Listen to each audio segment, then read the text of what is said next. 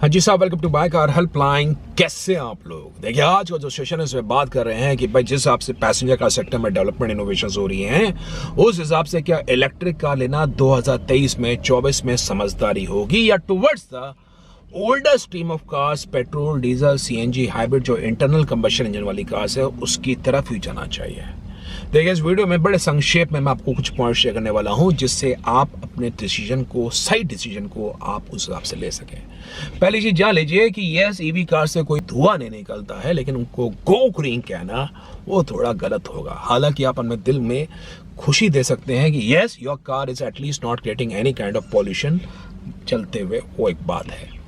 लेकिन EV car का जो सबसे बड़ा पॉइंट है, जो उसका सबसे बड़ा यूएसपी है, जो with customers are buying, that is all about the running cost. आप ईवी कार लेते हैं, वो चलती किस पे है? बैटरी पे। बैटरी चार्ज किससे होती है? बिजली से। और बिजली की यूनिट कितनी कंजम्पशन होती है? Just for a case of 30 kilowatt की कार की बैटरी है तो उसमें कंजम्पशन होगी 35 यूनिट्स की मैक्सिमम। और अगर 10 रुपए यूनिट बिजली का खर्चा है तो 350 रुपए में आपकी कार फुल चार्ज होगी। अगर उसमें चलेगी कार 220 से 230 kilometre, that means your car running cost would just be 1.5 to 1.6 rupees per kilometre as against the petrol और डीजल का। लेकिन डीजल के बारे में तो ऐसा बन गया है कि गडकरी साहब के बयान को भी मरोड़ दिया था। उन्होंने ऐसा कुछ नहीं कहा कि 10% एडिशनल टैक्स लगाने के हम सोच रहे हैं। वो बयान ऐसा निकल के आ गया कि गडकरी साहब कह रहे हैं that was a miss interpretation. तो डीजल कार्स को तो बाजार में ऐसी नेगेटिविटी फैला दी है कि डीजल कार्स तो हाथ मत लगाइए।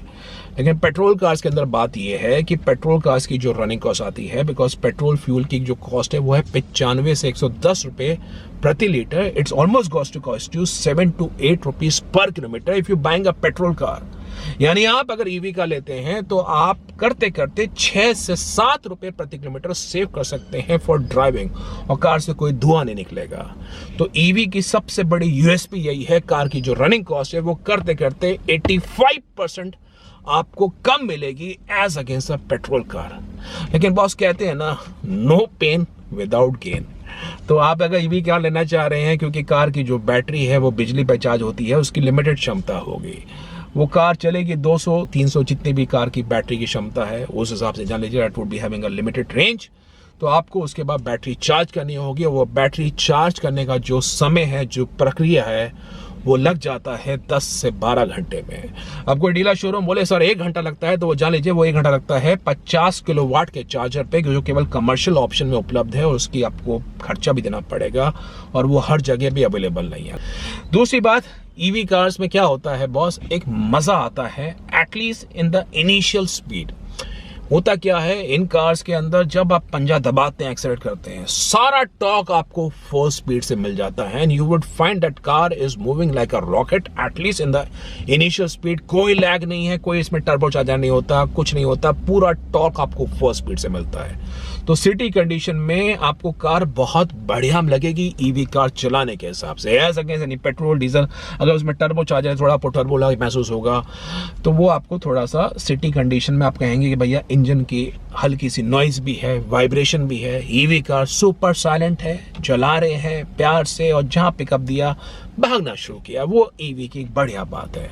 लेकिन बॉस, अगर आप ड्राइविंग एंथुसियास्ट हैं या आप कार चलाते हैं 80 की स्पीड पे, 100 की स्पीड पे, 120 की स्पीड पे, मैं आपको जितनी भी ईवी कार्स आज तक एक्सपीरियंस किया यहाँ तक कहना चाहता हूँ, EV car at high speed जो उसके मोटर से आवाज आती है, ऐसा महसूस होता है कि आप मेट्रो में बैठे हैं। बिल्कुल मेट्रो जैसी फील आती है, कोई फील नहीं आती as you driving a car. As against the petrol diesel cars, उनमें इंजन होता है, उनमें मसल पावर होती है, जो हाई स्पीड की 80, 100, 120 जो इंजन के रोर होती है, जो इंजन की आवाज होती है, जो मसल पावर होती है, मजा है पेट्रोल डीजल का, वो मजा आपको नहीं मिलेगा ईवी के अंदर। तीसरी बात जो आती है वो है टेक्नोलॉजी के बारे में। देखिए, EV still in nascent stage. हालांकि बोल सकते हैं महिंद्रा की E2 आई थी 10 साल पहले, उससे पहले रेवा भी थी।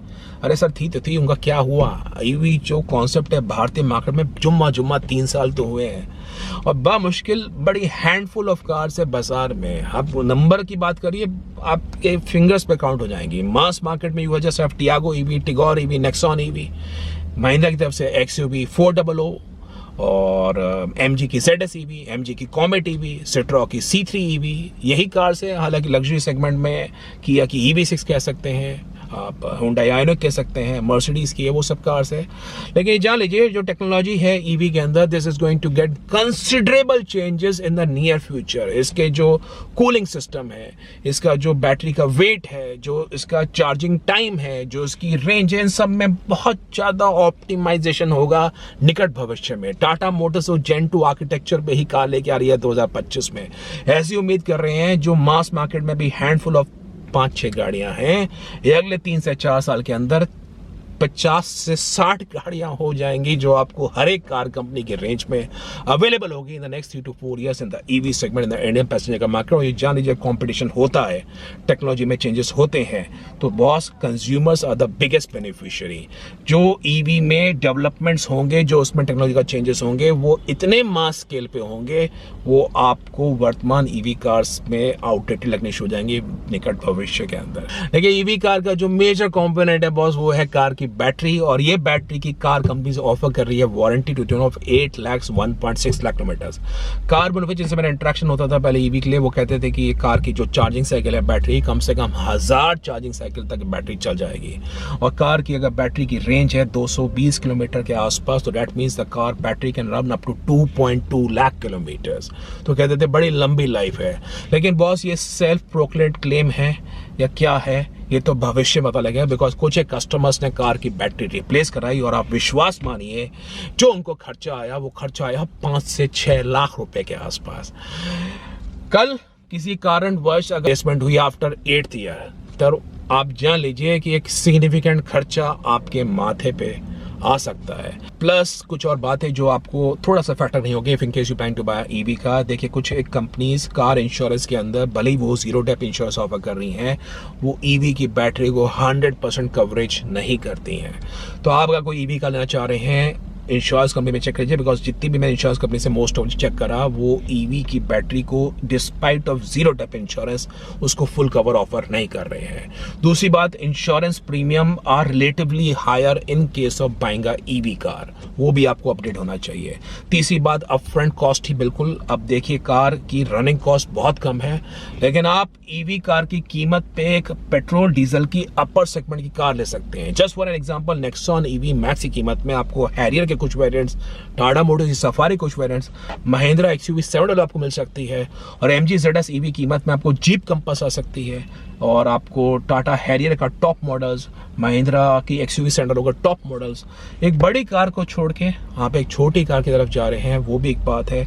और इसके कुछ डायनामिक्स भी हैं। अगर मैं आपको फाइनेंशियल वाइज भी एक्सप्लेन करूँ, जस्ट फॉर अ केस कि अगर आप पेट्रोल कार लेना चाह रहे हैं और ईवी का ले रहे हैं, सपोज नेक्सॉन की बात करिए, अगर नेक्सॉन ईवी 4 लाख रुपए महंगी है as against the Nexon petrol, तो उस केस में आप जान लीजिए कि आपकी जो अपॉर्चुनिटी कॉस्ट है, इंटरेस्ट कॉस्ट है, उन सबको देखेंगे, आपकी अगर रनिंग 10,000 किलोमीटर हुई, it is almost going to take you 7 to 8 years so as to just recover the upfront cost. और 8 साल बाद कार की बैटरी वारंटी में नहीं होगी। तो वो सब आपको देखना होगा कि एक बात है चार्जिंग के हिसाब से, इंफ्रा के हिसाब से। ऐसा नहीं कि मैं ईवी पे पॉइंट नहीं हूँ, बट ईवी को मेरे हिसाब से टेक्नोलॉजी बहुत चेंज हो रही है। अब आपके लिए बता रहा हूँ, आप ईवी का लेना चाह रहे हैं या पेट्रोल का लेना चाह रहे हैं, इसके क्लियर कट आंसर ये है, अगर आपके परिवार में ऑलरेडी एक कार है which you using as a primary car and you want to buy a secondary car and the purpose is majorly city usage, तो मैं आपको बोलूंगा can offer a EV car.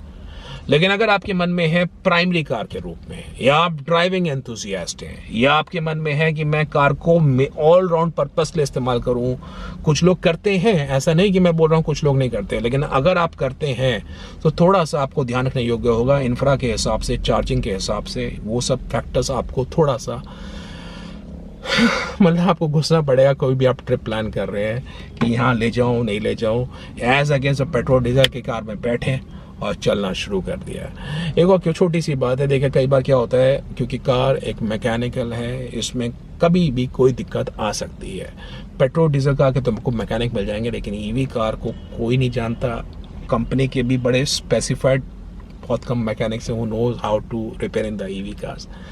तो वो भी एक आपको अपडेट है कि आप को भी पता होना चाहिए। बाकी कौन से आपको लगता है, EV, petrol, diesel, CNG, hybrid, आप अपने विचार कमेंट बॉक्स में जरूर मेंशन करिए। EV is only available in automatic, बाकी पेट्रोल, डीजल, सीएनजी, सीएनजी तो मैनुअल में आती है, पेट्रोल डीजल आपको मैनुअल ऑटोमेटिक मिलेगी, लेकिन ईवी आपको ऑटोमेटिक में अवेलेबल होगी।